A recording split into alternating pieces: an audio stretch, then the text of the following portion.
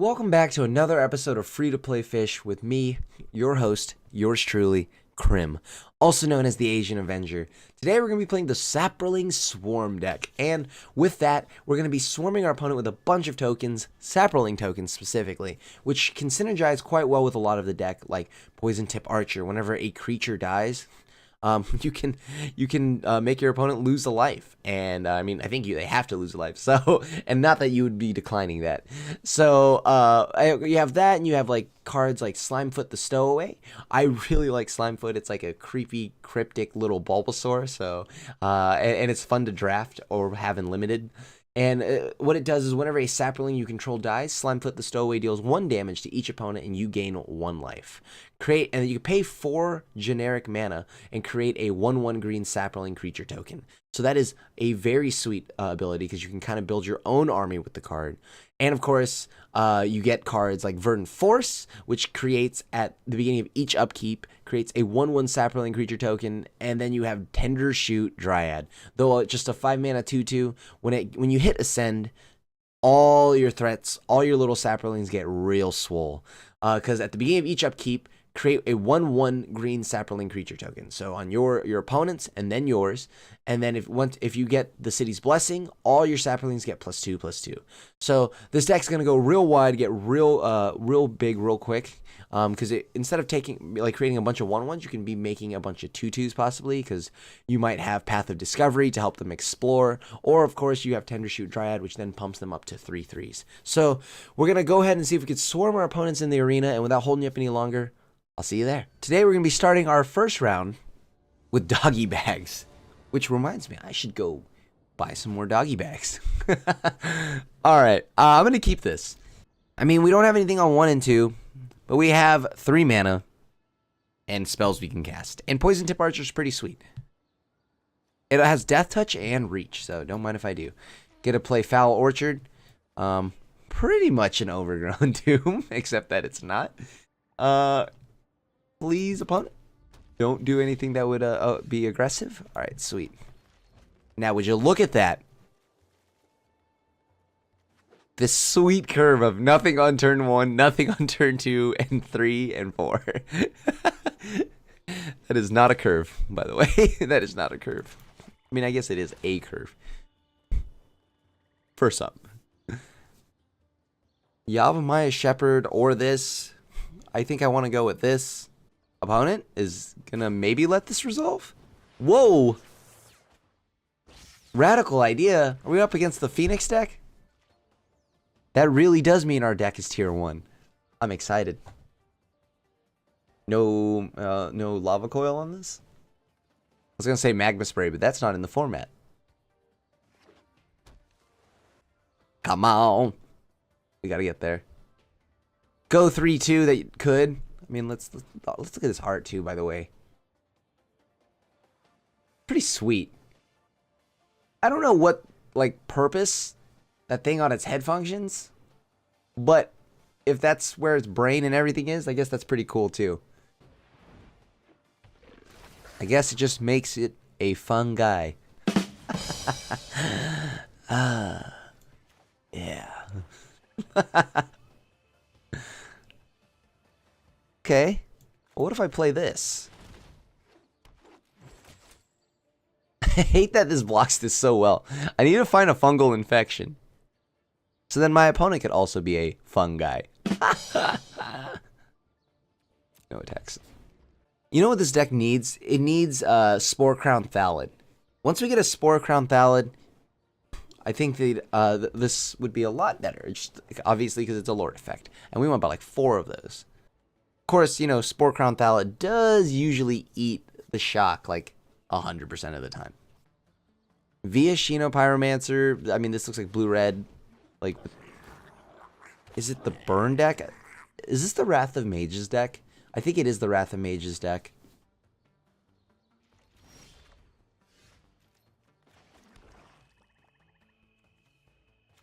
Oh, these aren't even legendary. That's so good. I don't know. I guess I'll just play another Poison Tip Archer. It's an X3. So it being a 2/3 means it can block for the most part quite well. I think now I'm going to go ahead and attack.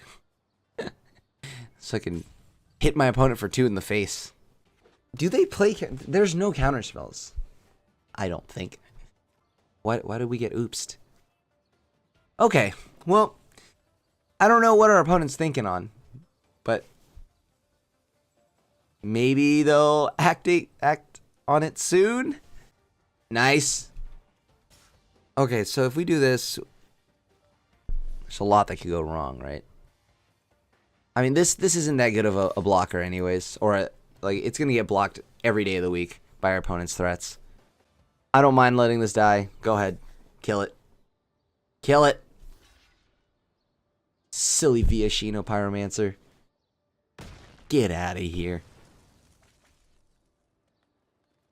Ooh. Oh, yeah. Hit him for 4. Look at that. Look at that. I love it. I love it. Look at that stack. 1, 2, 3, 4. Whoop, whoop, whoop. And then we also get a token with this, so I'm super excited. Because Deathbloom Thallid, whenever Deathbloom Thallid dies, it leaves behind a 1/1. So Deathbloom Thallid just got blocked by Viashino Pyromancer, and now Poison Tip Archer has now made it so that we punched him for essentially 4, because 2 creatures died.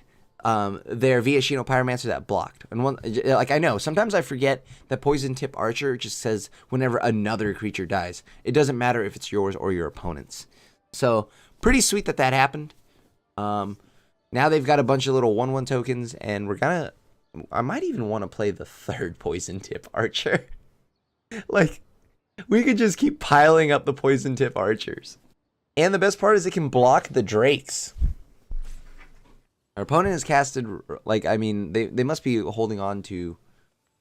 Let me see here. The deck has, like, 2 Lightning Strikes or something? I don't remember what...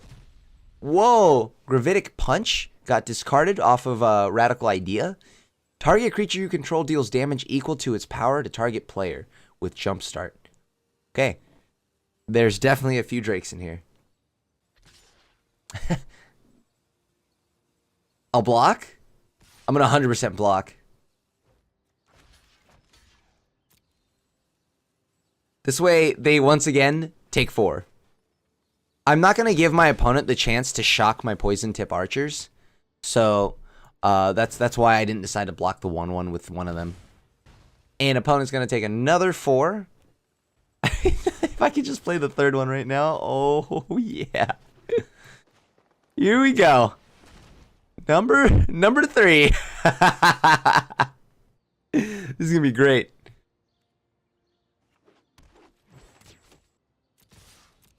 And now we put them down to 8. So if they board wipe, I think they drop down to 2. Because that would be 2 for each, right? Because each one says whenever another creature dies. So that's 2, 4, 6. I mean, we block here. Now if we block, they're in trouble, right? Like they're in trouble if we block. Like I'm okay with it now, because if you want to shock this and like lose your little 1/1 goblin friend, I think that's game over. They have to have exile effects, so they need to have like lava coils. Just straight up lava coils. This is a very poisonous group of people here on the board. I like these Poison Tip Archers right now. Oh, that's so good! They bounced all 3 back! That's so good! Wow, they just used Selective Snare and bounced my entire board back to my hand. Feels not so great. Okay. Okay. Now we just gotta... No River's Rebuke yet. No River's Rebuke just yet. Good news that although if they bounce, we do lose the token. If they bounce everything back, Yavimaya Shepherd, or Safford. I keep calling it Shepherd. Why do I keep calling it Shepherd? Whoa! What is this? That's 1/2. That's only 2 damage they could be doing. Well, I'm gonna 100% swing into Ral. Is it Viceroy? I have this issue where I keep calling Ral Is It Viceroy, Ral Zarek, his old iteration from Dragon's Maze.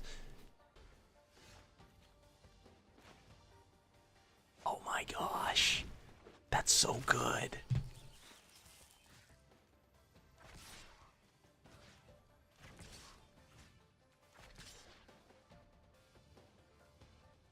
I'm going to swing all here. Because I don't want them to have the ability to -3 and take down my Tender Shoot Dryad.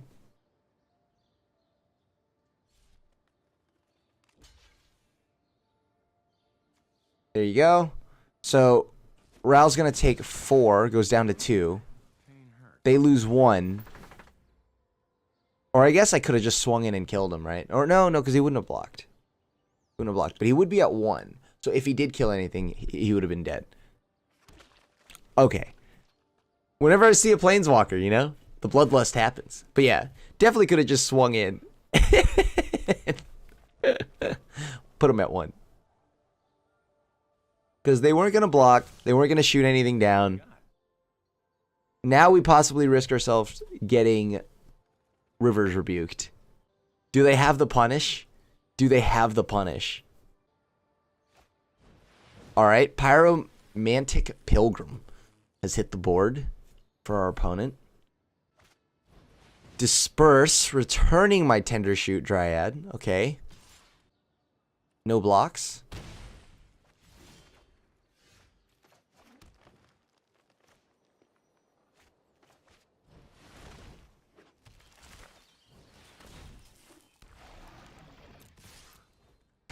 Alright. And we got there, so that puts us at 1-0 for the start of the day. Eco Miki is our next victim to the fungal infection with our infectious deck. I'll keep this. We have early game interaction. A lot of it, too. And then we have Rite of Belzenlock. Uh-oh, this might be vampires. Is it time for the vampires? Yep. Okay. So, we have to wait till they attack, and then we're going to fungal infection. Oh, so lucky. All right, we at least drew the third land. And it has the green source. I want to save this for, like, the Vampire Lord or the 3/4 that drains us for every vampire attacking. Okay, like that. Just like that. Well, we better kill this one.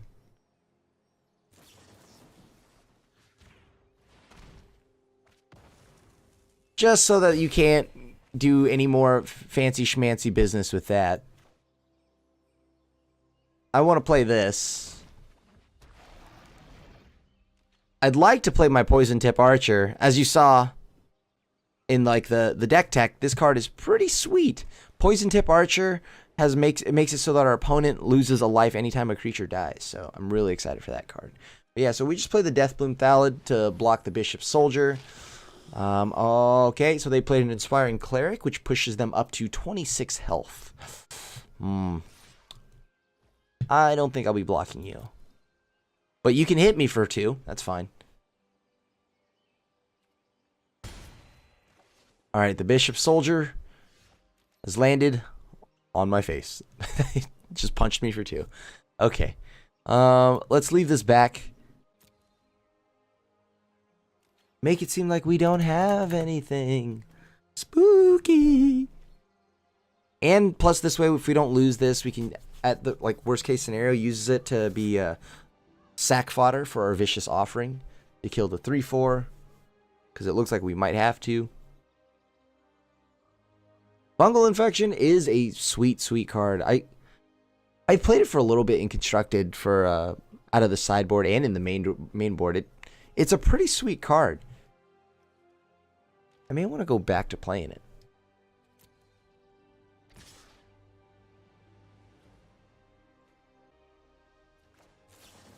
All right.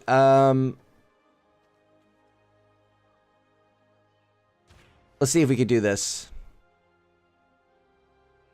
Could minus here. Check. Fungal Infection here. Check. Go to blocks.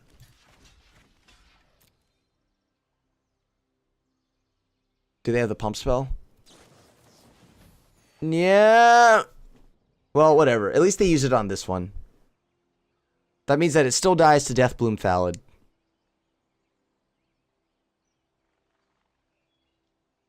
I'm kind of surprised you didn't want to save the cleric. Oh, there you go. Hey, we got 2 pump spells out of their hand. I can't complain. That's pretty good.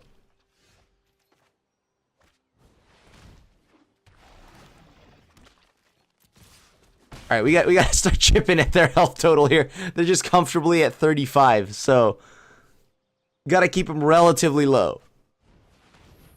Yeah. What is this? Why has this game forsaken me? Give me my lands. Oh, no. Okay, so we're killing that before they get anywhere with that card. That card is just straight Christmas land. We'll do it now in the event that they have a pump spell. Target a creature. That one. Sacrifice a creature. I did it all by myself. Instead of doing it the inverse way. Which would then to be target my creature and then wonder why I didn't kill it. No attackers, once again. They have another one? Do they really have another one? I just want a land. Opponent, give me a land. Can I borrow one of your lands? You can even give me the Forsaken Sanctuary. So with this, I think the next turn we've got 3, we've got 7 permanents. If we play Twilight Prophet, we've got 8. So I think what I'm gonna do is I'm gonna play Rite of Belzenlock, and then I'll play Twilight Prophet if I draw the land, and I have drawn the land, so this feels very good.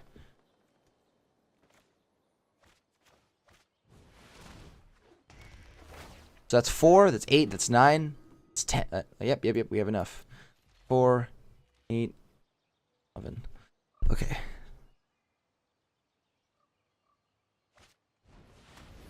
I see we're gonna see who goes wider. All right, I like this. I like where we are. Nosferatu beats. Here we go. Oh, wrong order.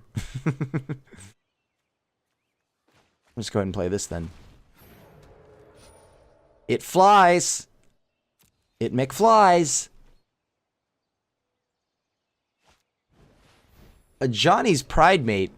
That's gonna get massive real quick.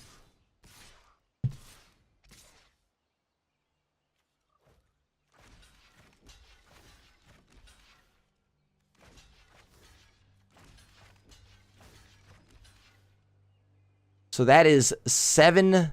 That is 6 triggers. So that's going to become an 8/8. Going to be massive. We lose 2 saprolings, but we also gain some life with that. So that I'm not too mad. Aha! How will you ever recover? Luckily, we can chump block the Pride Mate forever, 5 ever if we would, because now we can actually play Poison Tip Archer. Ooh, Costly Plunder hitting him for 2. I like it. The big one. So now we play this. I'm afraid of Seal Away. So I'm not going to attack. What I'm going to do is I'm going to let the demon attack into it. Well, that's not good for me either. Because now they get more of these. I'm definitely going to chump block the Pride Mate, though.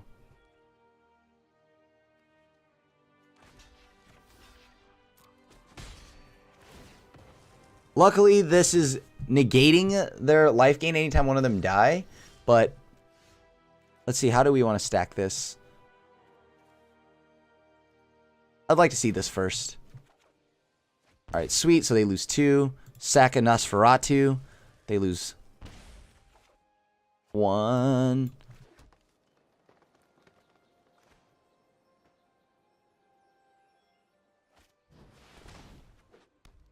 Okay. I need this to be attacking, getting in there. Because I want to leave the demon back to block the Leonin War Leader. I'll leave the Poison Tip Archer to block the Pride Mate. Or I could just chump. Oh. Rough.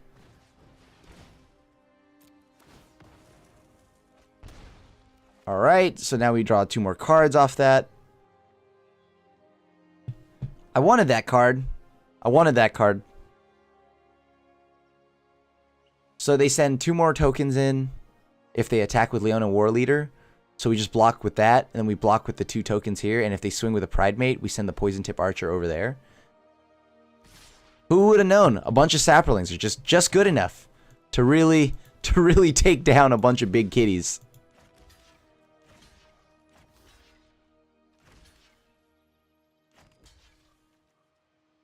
Actually, can't we just... We can still save our Poison Tip Archer for now. Still save our Poison Tip Archers. Those weren't that big a deal.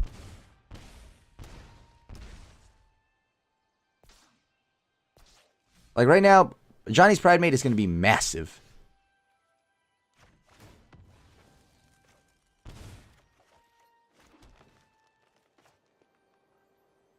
Oh, boy, do I want to do that. But instead, I'm going to do this. Because I know this has to be better. Because then we get to explore a billion times. 1 land. Library. Graveyard.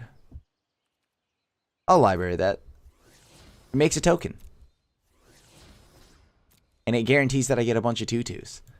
So these might be Take Vengeance. If those are Take Vengeance, we'll find out now. So they're down to 17. Still can just chump block the Pride Mate, to be honest with you. Yep. So that dies. They take another 1.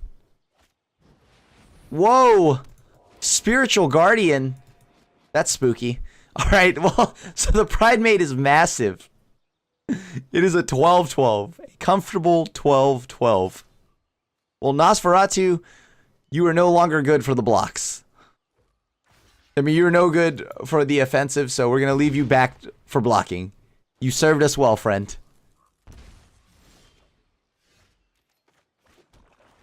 Alright, here comes another one of these Poison Tip Archers. That should be terrifying for the opponent. And we have the ability now to sit back and chill on the Spore Swarm or creating a bunch of tokens off Slimefoot.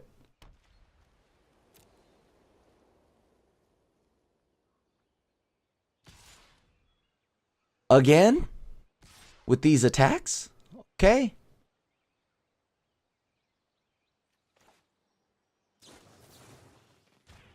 I'm actually going to do this.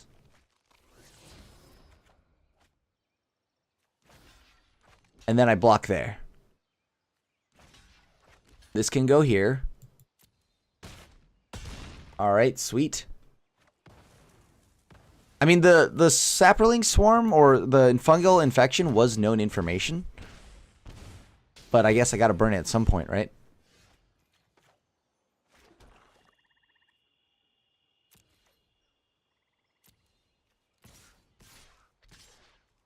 Let's send these in. So now anything that blocks here pretty much kind of kills them, right? Like no matter what, they're at least taking 2. No matter what. Because 2 Poison Tip Archers means that if they block with their Inspiring Cleric, Yavimaya Safford, not Shepherd, I learned, and the Saproling tokens will still deal there too anyways. Uh-oh.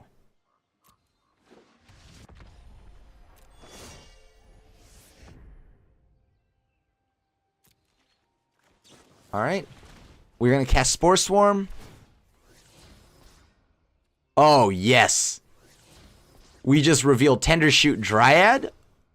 Oh, yes. That's exactly what I want in my life. Yes. It's about to get massive. Yes. Okay. Send the squad in. It's squad time.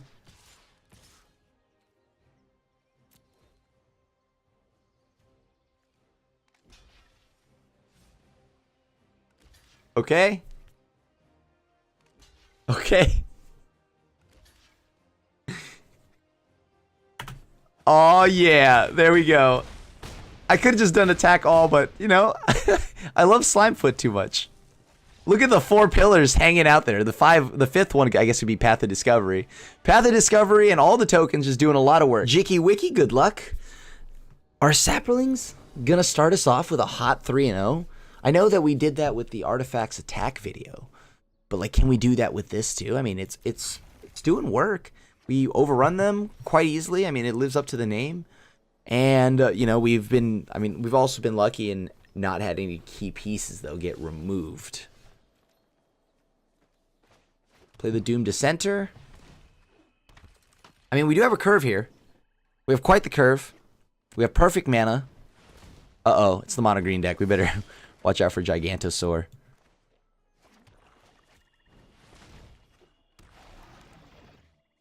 Well, we'll leave it back as a way to chump block them. The Doom Dissenter can chump block the Centaur Courser. Rabid Bite. That's rough. I wanted that. I really did. I want a 2/2 also. Okay, so here in this situation, I could play Rite of Bells and Lock, create a bunch of 1/1s or 0/1s, then play Blood Liturgist. No, we'll play this first. And then this way, we can actually just go ahead and sack the tokens once it comes down, because then this will no longer be summoning sick. Then we'll bring back Slimefoot. And with Slimefoot, we achieve greatness. Although they have very big creatures coming down here. That's 7 power on board. That's going to be blocked by 1 creature.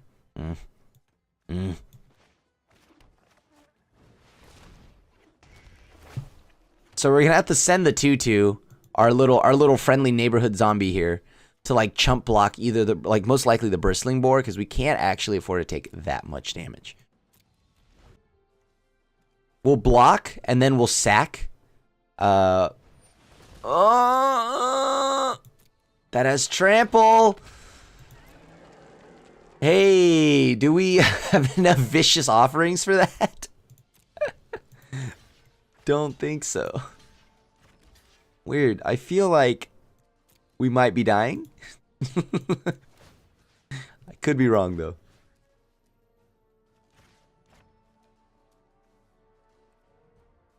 I did the wrong blocks. I don't know why I didn't just send the 2 tokens over. Then I would have still had a 2/2. But okay. Well, luckily, you know, we're doing all right, I think. Yeah? Yeah, no, let me lie to myself here.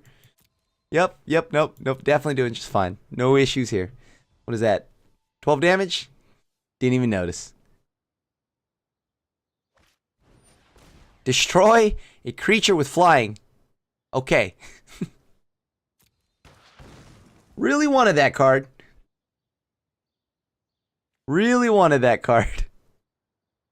We need to flip like a lot here. We need a lot of Christmas land to happen here. We need to flip just pure gas. Like, it needs to be like some 4-drop card off the top to gain us 4 life.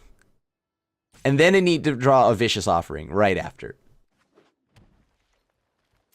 Because here it comes. The team's happening. We're taking the 12, by the way. Like, there's no reason. Whoa, they're ending combat? Why? Hold on, what? Hello? Okay. Sure. I have no issues with them not attacking me. Okay, we drew a land. Just, okay, well, wrong order, but close enough. That's 7 mana. We have 7 mana at our disposal here. This is removal. This is removal right here. This is the removal we were looking for.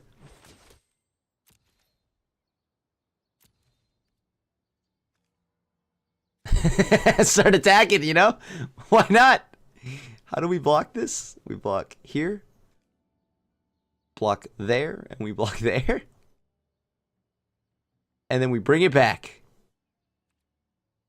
All right, no attackers. We can't be doing that because they got a Galta. And no rabid bite from our opponent, please. Just cannot afford a rabid bite from the opponent.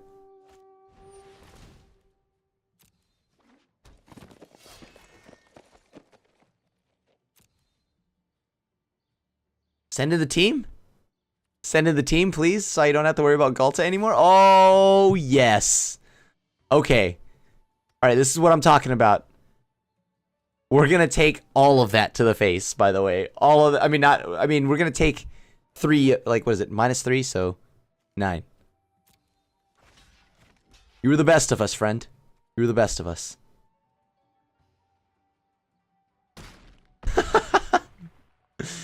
We did it! We're not dead. Do I want that back? Like, at the cost of what? No, not at the cost. Not at that cost. No, thank you.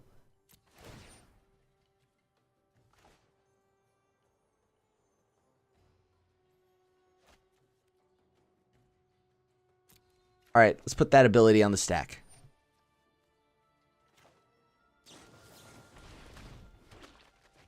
We're still going to sacrifice Nosferatu here.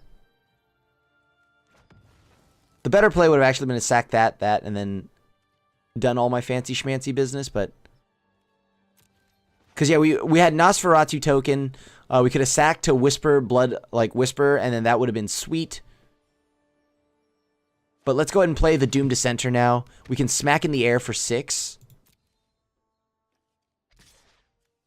And at any point, we can sack 2 creatures, bring back the big one. Let me see, how much power do they have? We have enough to chump. That much I do know. This can only be blocked by one thing, so that would block a 3/3 profitably.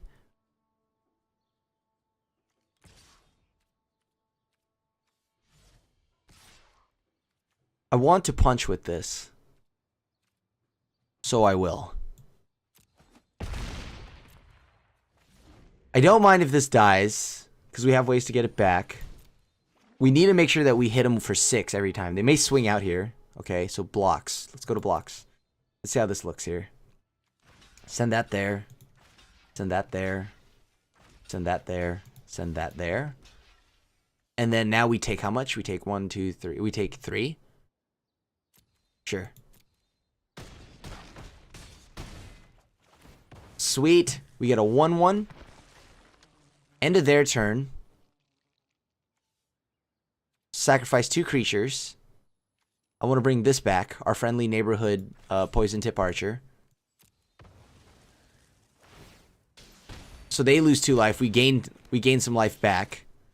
Let's put that ability on right there. We drew a foul orchard, so that's kind of unfortunate, but we have the game, I think. Yeah, we have the game. Because we can just make a token. We swing for these 2, and then we sack the token to bring back something else. Nice! Okay, well, 3-0 into the halftime. So, awesome. We decided that we were going to go down a fungal infection, Doom Dissenter, a few vicious offerings. And you're like, wait, why vicious offering? It's such good removal. But at the same time, now we added a single murder, so we have hard removal. So no matter how big the creature is, like Galta, we can kill it. We also added, like, there's the murder right there, because we can destroy target creature with murder. And, and of course, we get a Vraska's Contempt. Exile target creature or planeswalker, gain 2 life. This could deal with anything also like a planeswalker and give us the 2 life that we're looking for. And other than that, like, so our removal set has just gotten a little bit stronger because now we have hard removal. I went ahead and added the 4th Saproling Migration, so we can make more tokens earlier, because this will play right into our singleton copy of Song of Freyalise. Until your next turn, creatures you control add 1 mana of any color. They do not, by the way, this ability does not dodge Summoning Sickness. So if the creature just came into play, you cannot use it right away to tap. But with that, then we could probably go real wide, and with this card, we could possibly even ramp up to like something like a Verdant Force or something early enough if we have enough tokens, I think. Let me think here. So we go like, because then you could go like Fungal Infection, Saproling Migration. That's already 3 threats on board, right? And then like we'll have this, so that allows you to have 6 mana. Yeah, easily we can get there. Then we have Spore Crown Thallid. It's our only copy, unfortunately, but this is a Lord effect for our funguses and our saprolings, so use this for a lethal turn or to pump our friendly neighborhood Dryad tokens. We have a lot of things that we could use these with, so we have all the tokens. All of our threats now just get even more powerful with this Lord effect. I wish we had more. And then we have Yavimaya Shepherd, which poops out a 1/1 Saproling and is a fungus itself. So both this and the token would get pumped from Spore Crown Thallid. Just overall a good effect. If I could get more, I think I'd want like 2 more, maybe even 4. Most likely 4. And then we added a second Slimefoot. Second Slimefoot is just, because Slimefoot's great. It can produce its own little army, and the drain effect is very nice, as you already saw in some of the games. And the newest addition to the band here is going to be Demon of Catastrophes. We create a bunch of 1/1s. We have Doom Dissenters. We have all these things like Deathbloom Thallids. Why not try to sack those and put a gigantic 6/6 on the board? I have a second Rite of Belzenlock. I'm not sure if I'm going to add that in there. If I'm adding the second one in, I'm either cutting a Demon of Catastrophe or a Thallid Omnivore. But Thallid Omnivore it pairs very well with all our saprolings, because whenever you sacrifice another creature, Thallid Omnivore gets +2/+2 until end of turn. But if it's a saproling and it was sacrificed this way, you gain 2 life. So I like that also. Because right now we have a lot of 4s, right? I think we're at like 14 4-drops. So maybe we can lower the curve just a little bit. Maybe we go 1 Omnivore. Because this is a 6/6, right? All the time. So it's just going to be party time all the time for that card. So we can go up a card. I guess we can go up. Let's go up a Yavimaya Safford. I keep calling it Shepherd. It's Safford. And then, of course, we have Twilight Prophet. We have Vraska's Contempt, Whisper, Blood Liturgist, and, all the cards that we already had before. I didn't want to add the 4th Poison Tip Archer because it was going to just increase our curve to more 4s. We have a Tendershoot Dryad, and everything else is still the same for the most part. So it's all about, we added just a lot more early game. So we'll see how it does in the arena, and I'll see you there. Dragordius, welcome, buddy. Fresh out of the locker room, out of halftime. Let's see if we can get this this match going. I'll keep this. Ooh, Song of Freyleys. That's pretty good. Pretty good. Hello. That's pretty good. Good game. Nice. Already got hit with the good game.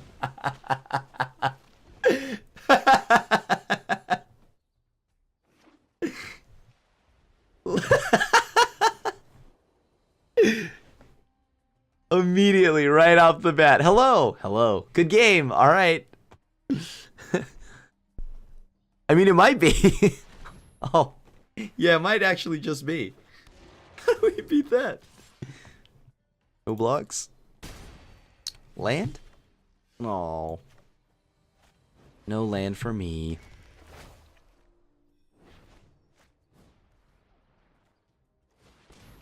Pinchy, save me. Let me get some lands.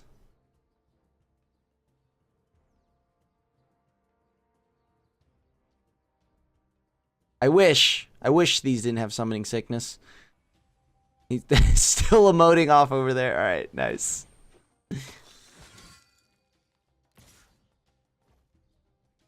No blockers. Can't really afford to. So I have 6 mana.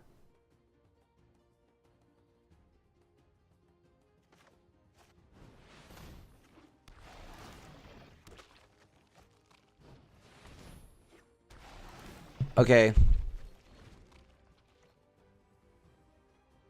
So we have this now. We have all of these tokens. We have all the Yavimaya Saffords. Next turn we can just kill the Bishop Soldier. That won't be a problem. We just, after we attack.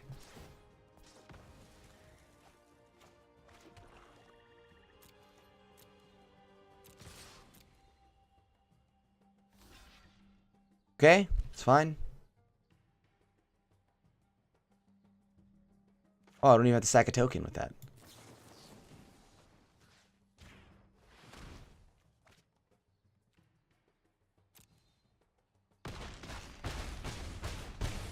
Alright, so they're down to 15. They get it back, but it's not that big a deal. Because all the threats were indestructible that turn. Shouldn't have BM'd, huh?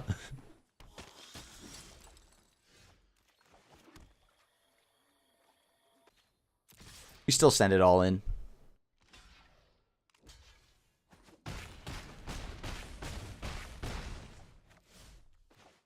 And then now, we'll sacrifice one of these to play the Demon of Catastrophes over here.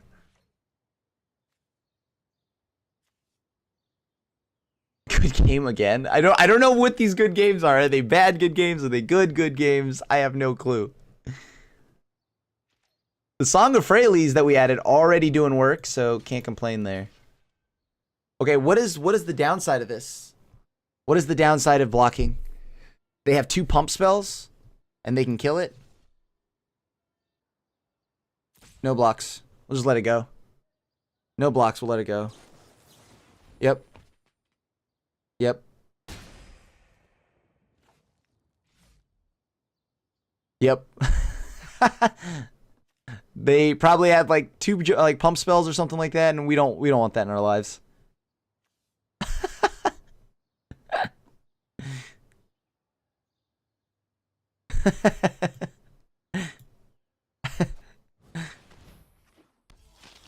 Good game.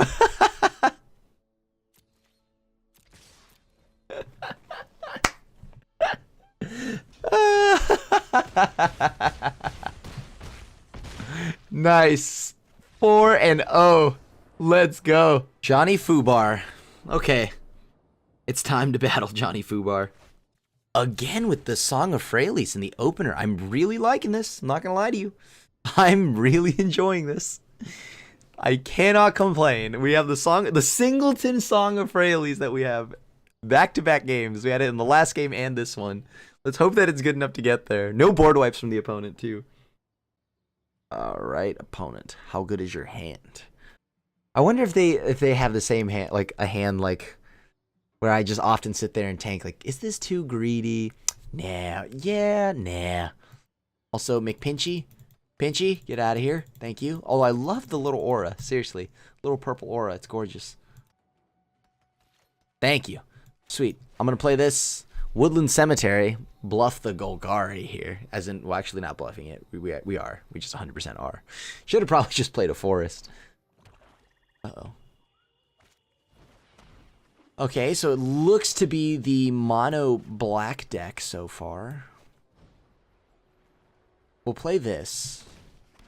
Next turn we play Song of Freyalise.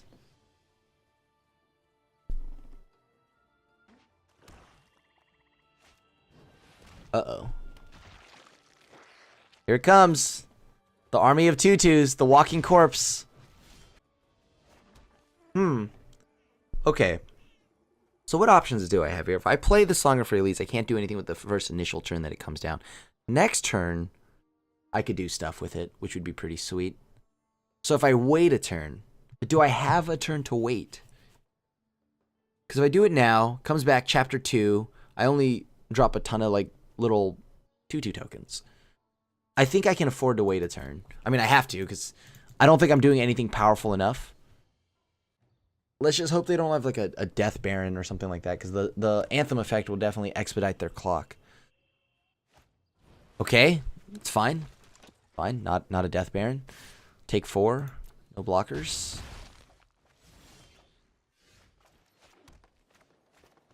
See, so now this is way different. I like this. I like what I've got right now.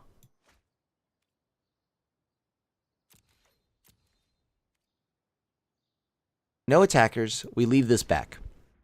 Because we're going to go Spore Swarm. So we have the Song of Freyalise. We have 2 tokens. Or like we have 4 mana though. So we're staring down a Doomed Dissenter, a Walking Corpse, and a Diregraph Ghoul. Hired Blade. That has flash. I don't mind that you play it now. It's Waluigi. Hired Blade looks like Waluigi. Just like confirmed. No blockers. Damage. Alright, so now we have that. Now, here is where we start blocking. We have a Doom Dissenter. That should drop out a zombie token. Right now we've got a lot of creatures on board. A lot of creatures. And next turn we could actually set up a real big swing here. No, not my Whisper. Chupacabra. Who even plays that card? Card's pretty good. Wish we played one. We'd actually be able to kill something on the board.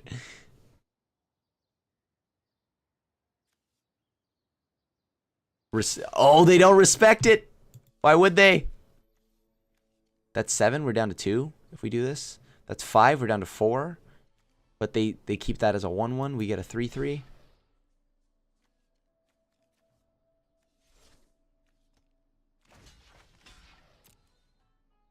Yeah, I'll take the 4. I'll be down to 4. That's fine. Oh, not another land.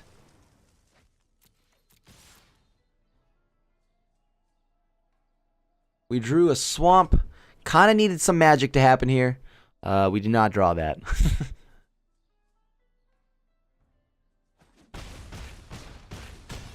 So they're down to 7. They have 5 threats. We have 6.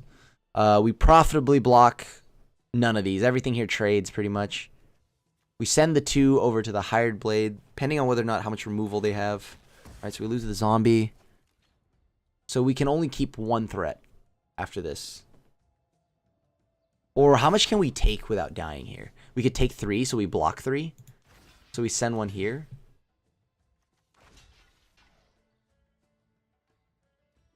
Like, it's a clean board sweep here, right? If we go for the entire block.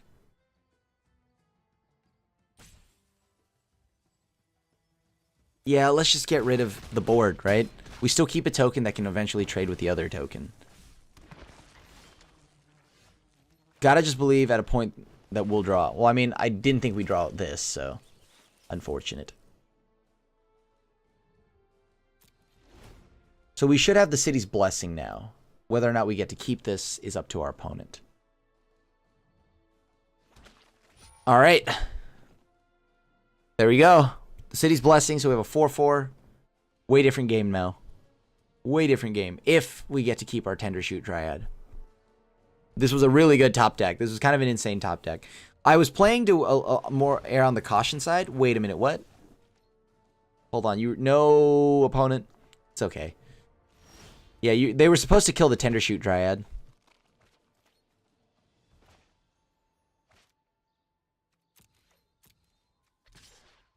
I wouldn't even want to swing with this normally, because if they have a fungal infection, that's bad times. Yeah, even if we took the 3, we would have left 2 back. It would have only... we drew the Tendershoot Dryad. We would have been able to punch in for 8 and kill him.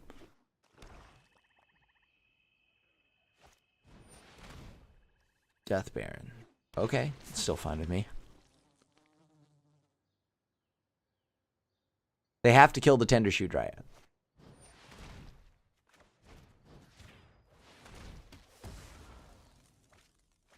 Alright. There goes our Tendershoot Dryad. But there goes their Death Baron. They swing in, they could trade. Or we could put them down to... Ooh, yeah, there we go. I like this. Swing. They block 1, they go down to 2. Play the Safford. We just drew a Safford. They used their murder on our Tendershoot, and we responded by using our murder on their Death Baron. So it's 1 card in our opponent's hand. They only have a zombie on board and 6 lands. We've got a Safford and 3 Saprolings, and like a billion lands also, but no cards in hand. All right, we got there. Sweet. That's 5-0. Looty, good luck. Have fun. Yeah, the last 2 games we won because we had the access to the Singleton Song of Freyalise, so I can't really complain there. I mean, maybe we just... I know how I'd want to build this like in the final form of like a token deck. I'll keep this. We have 3 forests, a swamp, a murder, Twilight Prophet, and Saproling Migration.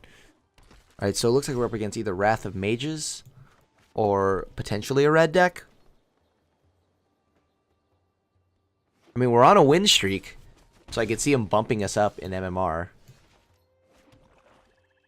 Alright, let's have this hang out for a minute. Doom Dissenter. Just a friendly neighborhood Doom Dissenter. 2 Gitu Lava run this. Not just 1, but 2. Alright, yeah, sure. No blocks.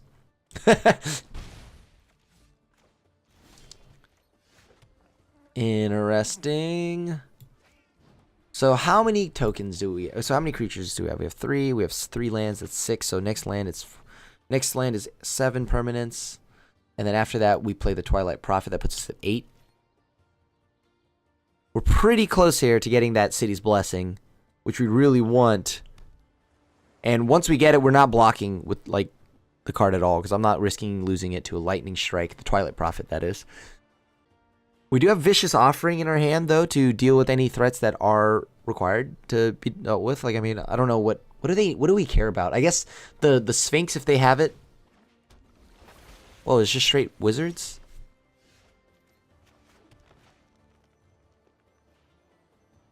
So I should get on killing the Vidalian Arcanist soon, because then they start getting to fight with fire mana, and that is something I don't think we can afford. To where they board wipe, not. I mean, obviously, if they want to just use it on my one threat, then that's fine. My Twilight Prophet, that's okay.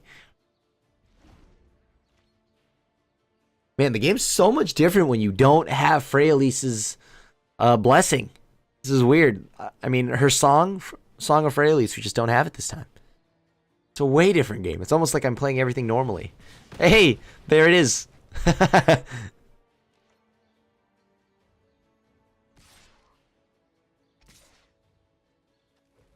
If they have an opt, they kill 2 things, right?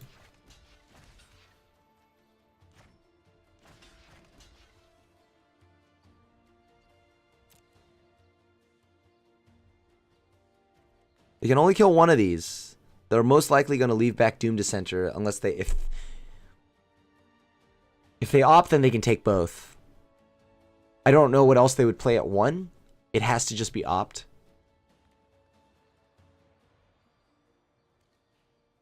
Because Spell Pierce, they have to have a target. Oh, Dive Down. I guess they could have a Dive Down. That's pretty good. And that's just a clean kill on these 2. But that's using a Dive Down, and I'm okay with that because we do have targeted removal. Oh, crud. They have a Disperse. Right. Because this thing can add mana. That's right. I forgot about that. That's wild. Ooh, wrong card. That's fine. Still okay. Because we just rebuild. And we made him use a Disperse. I don't even hate that. Although, good play by the opponent. Heads up play there. Bouncing our token. That was sweet. Then killing these 2 off. It's a good board trade. He essentially board wiped us.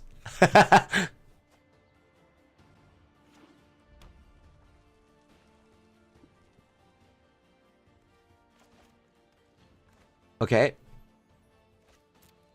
My move. I'm just going to kill that.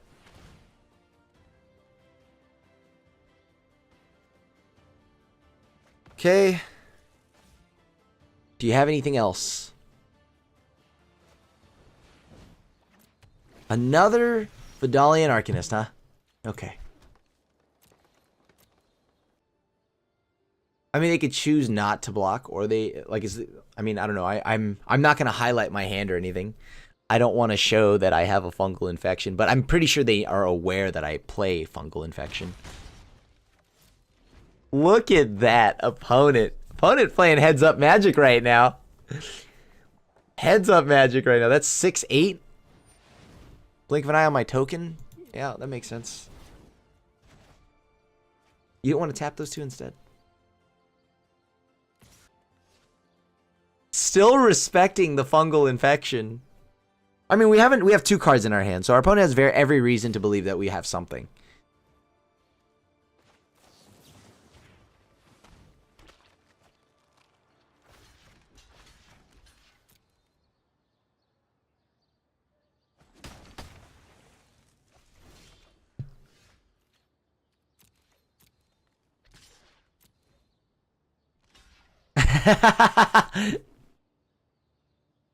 I gotta check. All right, and they passed the check. I was like, maybe we'll get 2 damage through. They played through one. Maybe they'll play through another.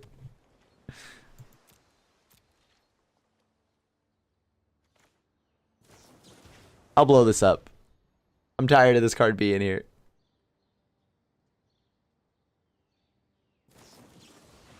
Blink of an eye to bounce it back to their hand.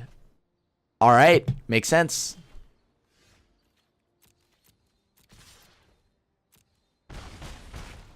Do they have the board clear?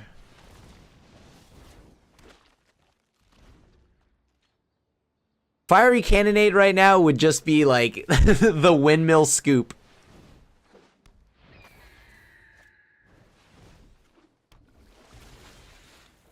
I need something that isn't land. All right, I gotta find...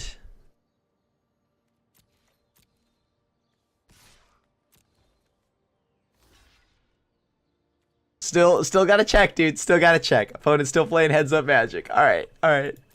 We need to draw our Tendershoot Dryad, our Spore Crown Thallid. Any of those right now would be really good for us. We're gonna kill the Drake. 100%. It's fine.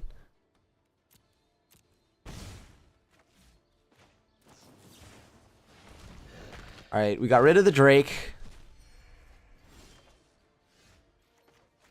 We have another Saproling, so that's how many things can we do here? So that's 6, 8. Swing out. So they're down to 3. We can definitely win from this point now.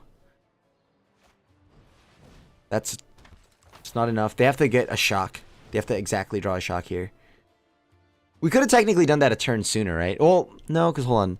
They would have blocked 2 threats, right? Hypothetically. We had 6 tokens. We would have 5 plus that. Yeah, I think that was the perfect turn because they attacked. Astire, we are 6-0. Riding some high spirits here. So let's see if we could do a 7-0 with the deck. 6-1, very respectable though. I'll keep. That makes this cost 4. I don't hate that. I don't hate that at all. Of course, unless this doesn't resolve, then I hate it. Oh no, not the gatekeepers. They've arrived. You know, I think we got... The reason why we've won so much today is just because we haven't played against a billion Merfolk deck. Like, normally you run into at least 100 a day. And they are very good at beating like us into the ground.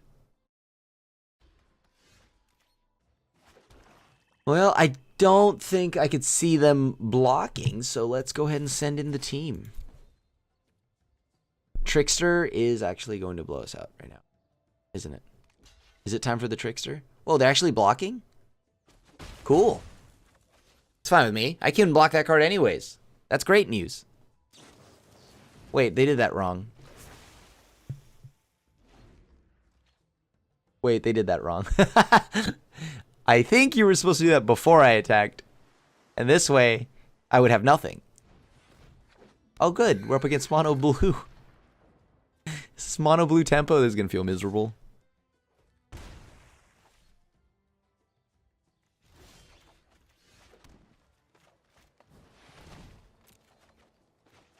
Too risky. I got to try this. If this doesn't resolve, oh, pretty rough. But we have a Tendershoot Dryad after, so yeah. How am I paired up against mono blue? I guess since the deck is just a bunch of commons and uncommons, that's how. So yeah, we just got our demon countered. That's not looking good for us. So hopefully now we can resolve this Tendershoot Dryad and this will just take over the game. Because remember that we have a Torgar that we could turn around and just immediately make it so that we could reset our life total or theirs. Can we beat a mono blue-ish deck here? Can't block anything there except for the Merfolk Trickster, and I'm not blocking that. So taking the full 3, not blocking. Trying to get the city's blessing. We're riding on a lot here. We're also riding on the fact that maybe we can even resolve the Torgar. So that's 3, 6, 7.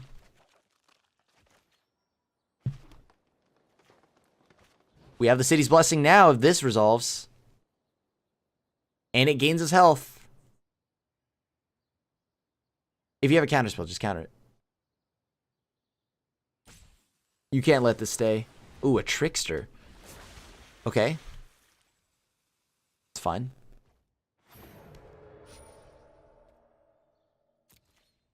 No attacks, I promise you that.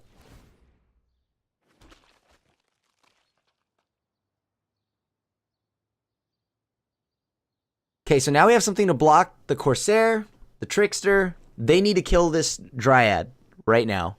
If they have a Water Knot or something like that, that's not going to do it because this is just going to overrun them eventually. They did prevent themselves from taking a bunch of damage there, though. So that was good on their part. This it costs how much normally? It costs 8.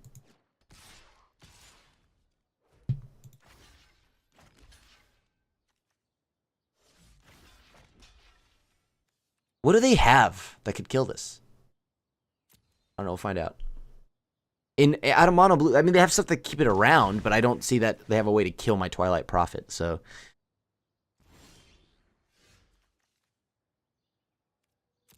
I want the token. Token's pretty sweet.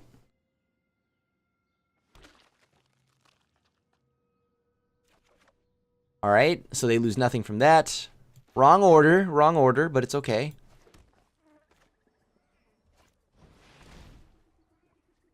What do you have for me today, opponent? Okay, so we have another one of these. That's pretty good. Not gonna lie to you. I think we're in a pretty healthy spot here. We send these in because we still have stuff to block with, regardless. Are we gonna get there? Woo! Was a little concerned there. How much counterspell this mono blue deck has, but. Alright, so we have another token. Don't mind if I do. Now we can just use the Torgar as. Okay, well, perfect. We have a 7-0. Oh my gosh. This is the first video that got a 7-0. Let's do it. Alright, you just witnessed it. Our first ever 7-0. And on this series, our first 7-0. That is awesome. Okay, so this is what the stock list started out with, as you could see. But then we ended on this. We added the additional, like the Song of Freyalise, which did a lot of work as you watched. Whenever we had it early, it was hard to lose. It actually caught us up from behind because how wide we can go can immediately make it so that on the 3rd chapter, we could either set up for a lethal attack or get them darn well close to it. So as you watch there against the mono black deck, they were actually insanely ahead. And then we just, all of a sudden, out of nowhere, we just balanced it out. We just had that one big swing because they chose to swing out and then face tank the Song of Freyalise 3rd chapter turn. And we were okay with that. You know, I actually don't hate the Rite of Belzenlock, because I mean the first 2 chapters create a token.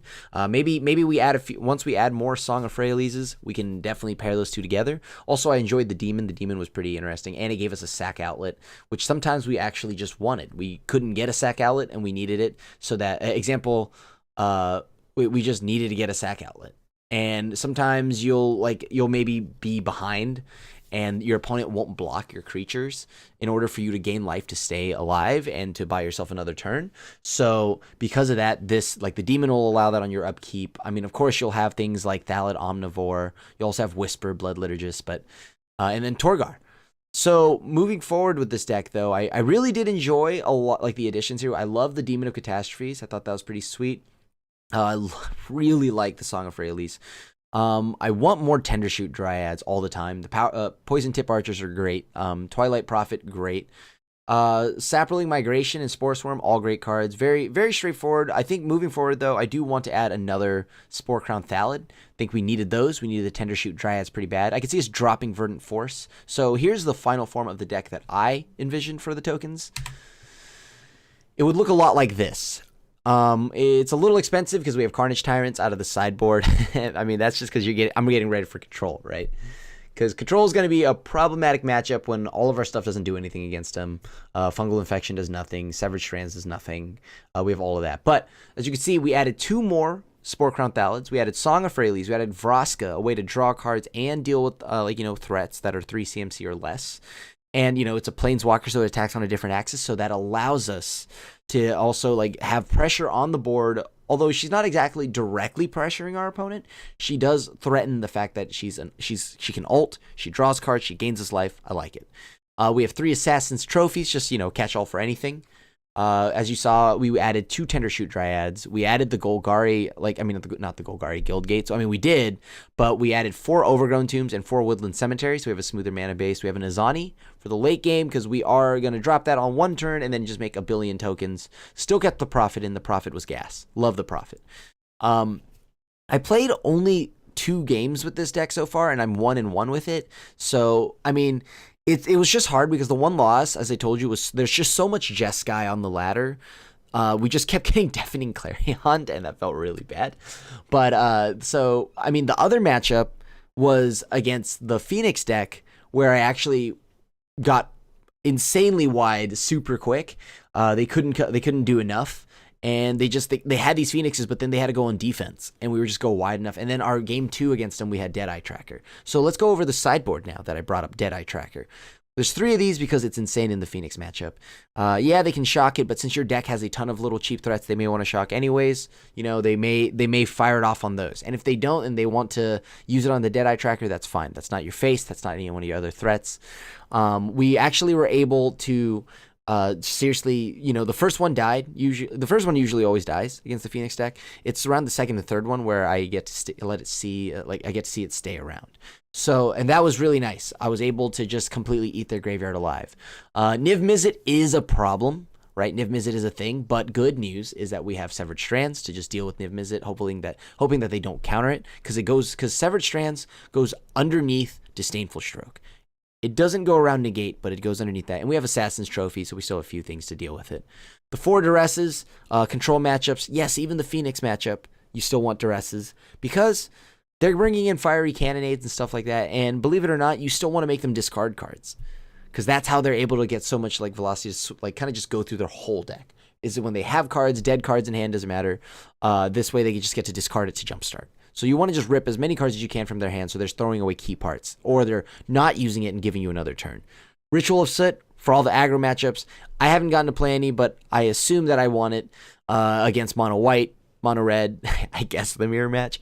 Vraska's Contempt, very straightforward. Planeswalkers, also gives us life gain. 3 Carnage Tyrants. Anything that plays counter spells, anything that plays a ridiculous amount of spot removal, you want it there. And now, obviously this is if you wanted to go tokens.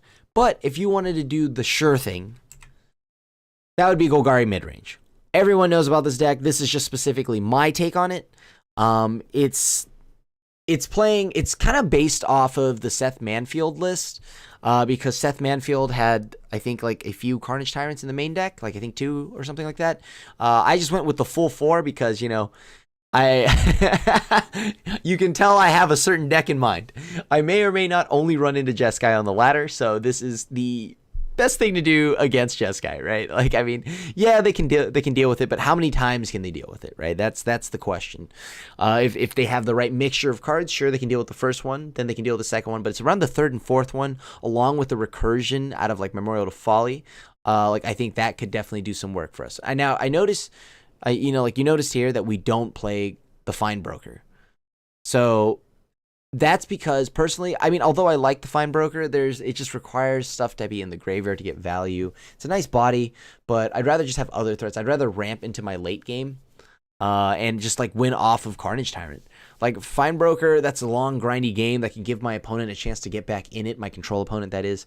But Carnage Tyrant just shuts the door quickly, and it makes them answered. I absolutely despise the card, but the thing here is it's got to be, it's a necessity, right? So, despise the card myself, but it's good. And yeah, I'm not trying to do that. I know that this deck can grind, but I want to close out the game immediately, and Carnage Tyrant does that. Self-explanatory, everything else. Karn, just a good card. Karn Advantage Engine. I'm sure you've heard that joke only a billion times. And yeah, I mean, self-explanatory. Just helps us dig through our deck. Usually the best ramp spell in the world, because no matter what, if there's a land in the pile, you're getting the land. If there's 2 lands in the pile, you're getting the tap land. So, and if there's 2 untapped, who cares? And then sideboard, 4 duress, just want to beat control. Once again, just no control. Like, no thank you.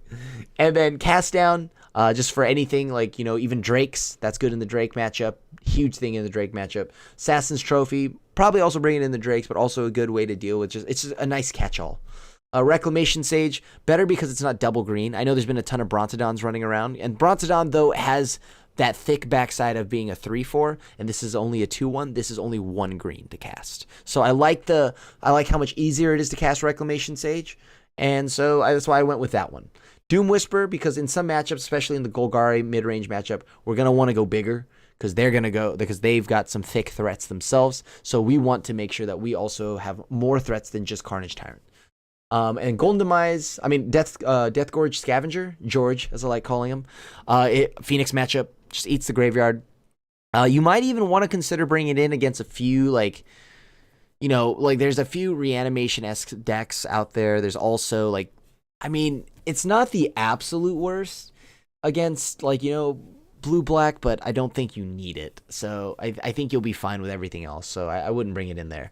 Golden Demise, pretty much tokens, like the aforementioned deck that I just made. I'm already hating out the deck that I just made, and it hasn't even broken the meta yet.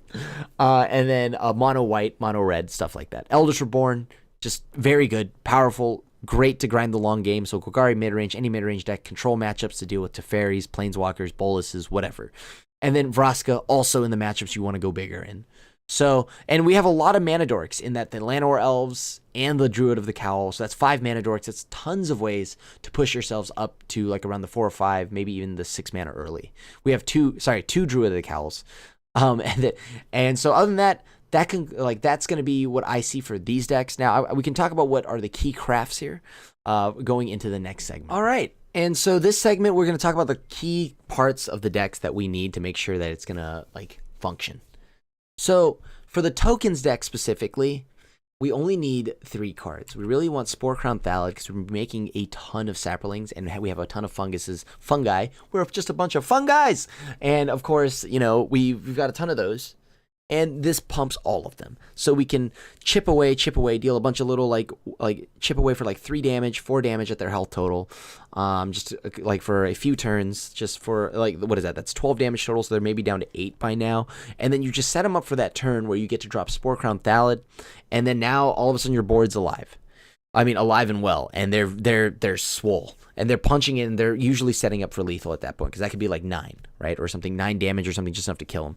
And if you're worried about maybe something like a Deafening Clarion or maybe a Golden Demise, this, just remember though that if they Golden Demise you and this is the only Anthem effect you have out, you will lose all your tokens still, even though they're 3/3s right now. This will be a 2/2, and this dies, and then when this dies, the rest of your creatures lose the +1/+1. So if you think you can get 2 of these on board at the same time to play around a board wipe, then you can, but it depends on which board wipe you're playing around, because if you're playing into Cleansing Nova or Ritual of Soot, then that's bad. But you can play around Deafening Clarion and Golden Demise with this, so that at least helps. And so you definitely want I think realistically you can get away with 3, but I would want 4 just for my own collection. Because if I plan on being the Saproling dude, then I feel like I need to have 4. I haven't tested enough to see if I can get away with if I need the 4th one yet. Right now I like just 3, but we'll see as time goes on. Next on the list, Song of Freyalise. Huge. With how many ways we're able to make tokens early, we can then immediately drop our big threats just by playing this. I think you can you want about 2 to 3 of these. You don't need 4. It's only uncommon. Allows us to go ahead and ramp into some bigger threats. And as I told you, it just sets up for a lethal turn because of that 3rd chapter right there. Because we can go real wide with a bunch of little saplings on the ground, make an army off of the Spore Swarm, and then boom, punch in with this. So 2 to 3 somewhere in the deck. Highly recommend it. And Tender Shoot Dryad. This is the one. This is This is the boss here. I think this is probably my favorite card in the entire deck. Not only because the art is gorgeous, but yeah, like if you get to ascend, if you hit the city's blessing with this, every 1/1 becomes a 3/3. Every one of them, and it's not legendary. So you could play 2 of these at the same time. And yes, the pump ability stack, the upkeep ability stack. So every turn you'll be making 2/1/1. Every upkeep you'll be making 2/1/1 Saproling creature tokens. How awesome is that? So you don't want to. You cannot go under 3. Ideally, you might even want to go to 4. Like right now, 3 is like my soft number. I like using 3 as a starting point for everything. And I'm already feeling like I want the 4th one of these. So we can say like 3 for right now, but with a tentative 4th.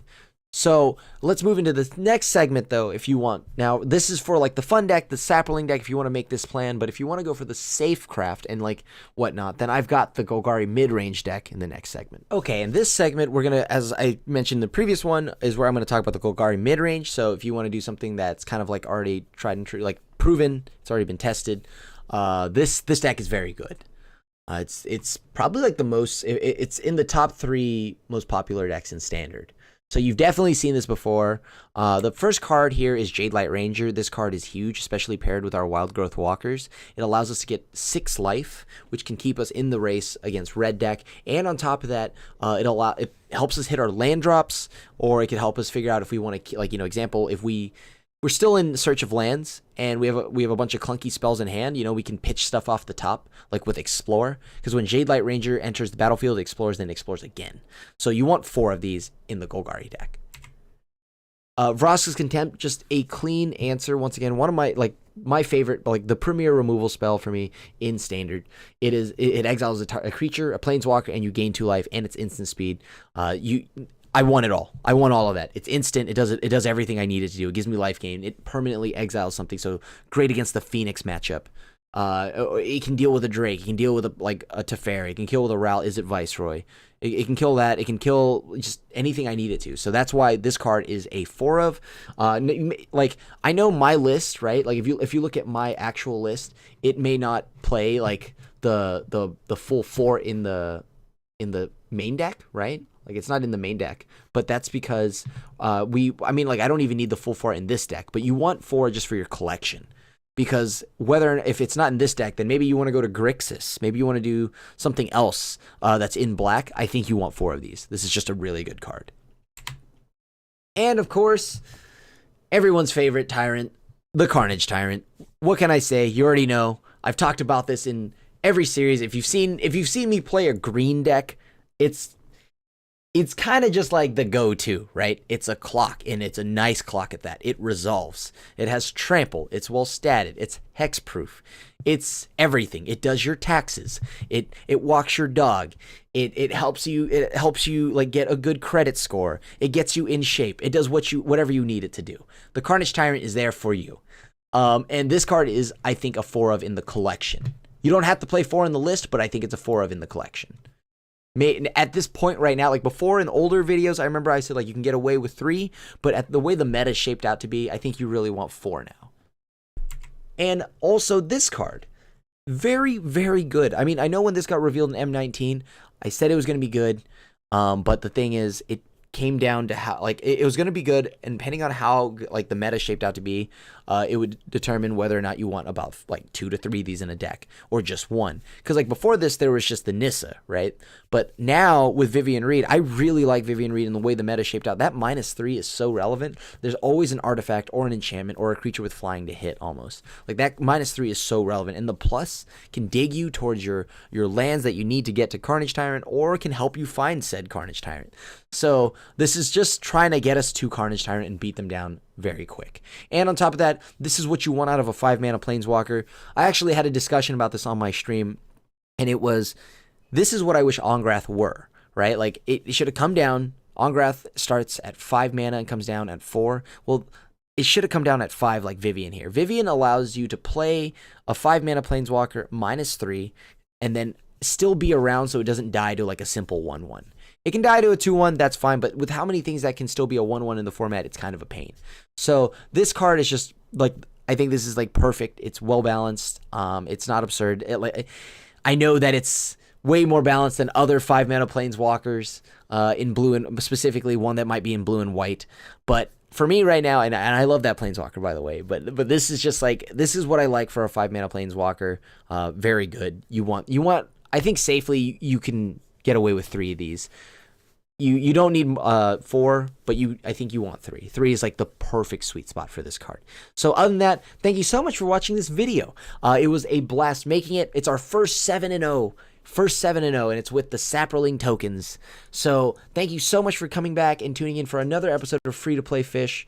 Make sure you hit that like and subscribe button. Feel free to comment down there in the comment section below. As always, love seeing and reading your guys' comments and hearing back from you.